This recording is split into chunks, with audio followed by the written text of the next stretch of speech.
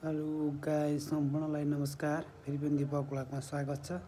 र आज साँपेपोखर नगरपालिकाको यो एक कालीमाटी स्थित कालीमाटीदेखि लिएर यतापट्टि रहेको छ बागमिडी र यता वैद्यनाथ मन्दिरदेखि लिएर झोलुङ्गे पुलको दृश्य देखाउन गइरहेछौँ।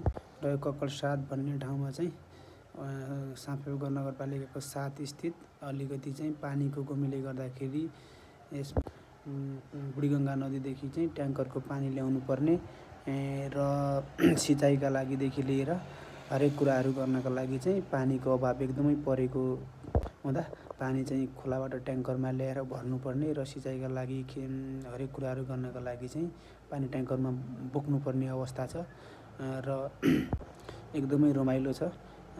कक्कड 7 गाउँ साँपेपोखर नगरपालिका 7 भित्रमा रहन्छ। एकदमै रमाइलो छ। सम्पूर्ण साथीहरूले चाहिँ हाम्रो भिडियोहरूलाई चाहिँ धेरैभन्दा धेरै माया गरिदिनु होला र माया गर्नु भएको नै छ भन्ने आशा राखेका छौँ। यस्तो एकदमै र यो रहेको यो दृश्य चाहिँ रहेको छ एकदम बुढा बाले चौरपाटी गाउँपालिका 5 लुङ्ग्रा स्थित हाम्रो एकजना बुढा बाजेले चाहिँ बल्द जोत्दै हुनुहुन्छ। गाउँघरमा चाहिँ सबैका छोराछोरीहरू परदेशिएपछि गाउँघरमा बुढापाकाको एकदमै पीडा।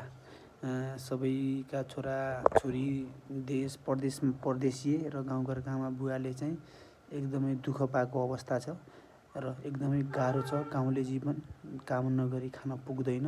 यस्तै छ नेपाल। हाम्रो सबैलाई दुःख नै छ।